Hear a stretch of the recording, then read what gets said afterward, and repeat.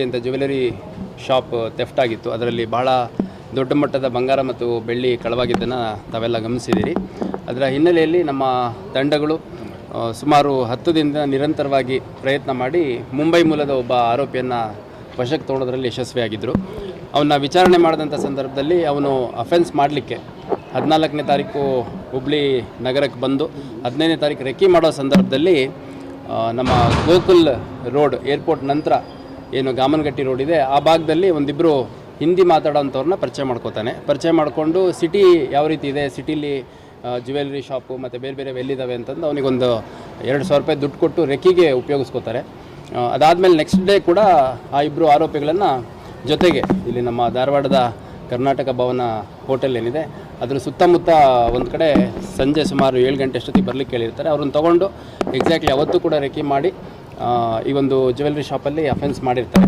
So ಈ ಒಬ್ಬ ಆರೋಪಿ ಫರಾನ್ ಶೇಖ್ ಏನಿದ್ದಾನೆ ಇವನು ಇಂಟರ್ ಸ್ಟೇಟ್ ಅಫೆಂಡರ್. ಇವನು ಮೂಲತಃ ಮುಂಬೈಯವನಾದರೂ ಇವನ ಮೇಲೆ ಕೊಲೆ ಪ್ರಕರಣಗಳಿದ್ದಾವೆ, ದರೋಡೆ ಪ್ರಕರಣಗಳಿದ್ದಾವೆ, ರಾಬರಿ ಪ್ರಕರಣಗಳಿದ್ದಾವೆ ಮತ್ತು ಜ್ಯುವೆಲ್ಲರಿ ಶಾಪ್ ಸೇರಿದಂತೆ ಸಾಕಷ್ಟು ಅಂಗಡಿ ಮುಗ್ಗಟ್ಟುಗಳನ್ನು ಇವನು ಲೂಟಿ ಮಾಡಿರುವಂಥದ್ದು ನಮ್ಮ ಕ್ರಿಮಿನಲ್ ರೆಕಾರ್ಡ್ಗಳಲ್ಲಿ ಕಂಡುಬರುತ್ತೆ. ಈ ಹಿಂದೆ ಬ್ರಹ್ಮಪುರ ಮತ್ತು ರೋಜಾ ಅಂತ 2 ಪೊಲೀಸ್ ಸ್ಟೇಷನ್ ಇದ್ದಾವೆ ಗುಲ್ಬರ್ಗಾದಲ್ಲಿ. ಅಲ್ಲಿ ಕೂಡ ಈ ಥರ ಅಂಗಡಿಗಳಿಗೆ ಕನ್ನ ಹಾಕಿರುವಂಥ ಕೇಸಲ್ಲಿ ಇನ್ವಾಲ್ವ್ ಆಗಿದ್ದ.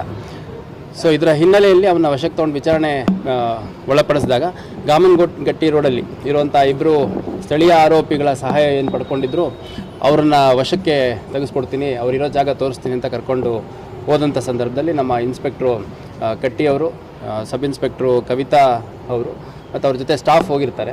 ಆ ಸಂದರ್ಭದಲ್ಲಿ ಅಲ್ಲಿ ಕೆಲವು ಶೆಡ್ಗಳಿದಾವಂತೆ. ಆ ಶೆಡ್ಗಳ ಹತ್ರ ಇದೇ ಭಾಗದಲ್ಲಿದ್ದಾನೆ ಅಂತ ಹೇಳಿ ತೋರಿಸ್ತಾ ಏಕಾಏಕಿ ದಬ್ಬಿ ಅಲ್ಲಿ ಕೈಗೆ ಸಿಕ್ಕ ಕಲ್ಲು ತೊಗೊಂಡು ಹಲ್ಲೆ ಮಾಡಲಿಕ್ಕೆ ಪ್ರಯತ್ನಪಟ್ಟು ಓಡೋಗ್ಲಿಕ್ಕೆ ಪ್ರಯತ್ನ ಮಾಡಿದ್ದಾನೆ.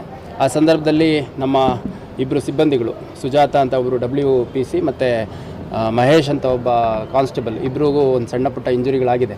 ಅದನ್ನೆಲ್ಲ ಸ್ಕ್ಯಾನಿಂಗ್ ಎಲ್ಲ ಮಾಡ್ತಾ ಇದ್ದಾರೆ. ಆ ಮಧ್ಯದಲ್ಲಿ ಅವನು ಇಂಥ ಘೋರ ಕೃತ್ಯಗಳಲ್ಲಿ ಭಾಗಿಯಾಗಿರೋ ಇಂಟರ್ ಸ್ಟೇಟ್ ಅಫೆಂಡರ್ ತಪ್ಪಿಸ್ಕೊಂಡು ಹೋಗಬಾರ್ದು ಅನ್ನೋ ಕಾರಣಕ್ಕೆ ನಮ್ಮ ಕವಿತಾ ಸಬ್ ಇನ್ಸ್ಪೆಕ್ಟರ್ ಏನಿದ್ದಾರೆ ಅವರು ಒಂದು ಏರ್ ಫೈರ್ ಮಾಡಿದ್ದಾರೆ ಅವನಿಗೆ ವಾರ್ನ್ ಮಾಡಲಿಕ್ಕೆ. ಮುಂದುವರೆದು ಇನ್ನೂ ಓಡಲಿಕ್ಕೆ ಪ್ರಯತ್ನ ಮಾಡಿದಂಥ ಸಂದರ್ಭದಲ್ಲಿ ಅವನ ಕಡೆ ಡೈರೆಕ್ಟ್ ಮಾಡಿ ಮಿನಿಮಮ್ ಯೂಸ್ ಆಫ್ ಫೋರ್ಸ್ ಮಾಡಬೇಕು ಅಂತಂದು ಫೈರ್ ಮಾಡಿದಾಗ ಅವನ ಕಾಲಿಗೆ ಒಂದು ಗುಂಡು ತಾಗಿ ಅಲ್ಲೇ ಅವನು ನೆಲಕ್ಕೆ ಬಿದ್ದಿದ್ದಾನೆ. ನಂತರ ಇಮಿಡಿಯೇಟ್ ಕಿಮ್ಸ್ ಹಾಸ್ಪಿಟ್ಲಿಗೆ ನಾವು ಶಿಫ್ಟ್ ಮಾಡಿದ್ದೀವಿ.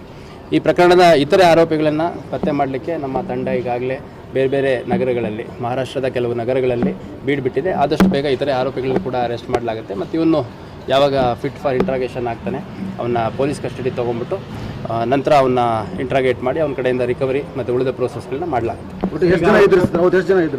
ಅವತ್ತು ನಮಗೆ ಸದ್ಯದ ಮಾಹಿತಿ ಪ್ರಕಾರ ಇವರು ಮಹಾರಾಷ್ಟ್ರದಿಂದ ಟ್ರಾವೆಲ್ ಮಾಡಿದ್ದಾರೆ. ಮಹಾರಾಷ್ಟ್ರದಿಂದ ಟ್ರಾವೆಲ್ ಮಾಡಿಕೊಂಡು ನಮ್ಮ ಬೆಳಗಾವಿ ಜಿಲ್ಲೆಯಲ್ಲಿ ಎಂಟ್ರಿ ಆಗಿಬಿಟ್ಟು ಆಮೇಲೆ ಅಲ್ಲಿ ಎಲ್ಲ ಎಲ್ಲಿ ಸಾಧ್ಯ ಆಗುತ್ತೋ ಅಲ್ಲೆಲ್ಲ ಸ್ವಲ್ಪ ರೆಕ್ಕಿ ಮಾಡ್ಕೊಂಡೇ ಬಂದಿದ್ದಾರೆ. ಫೈನಲಿ ಇಲ್ಲಿ ಹುಬ್ಳಿ, ಬೆಳಗಾಂ ಅಥವಾ ಬಿಜಾಪುರ 3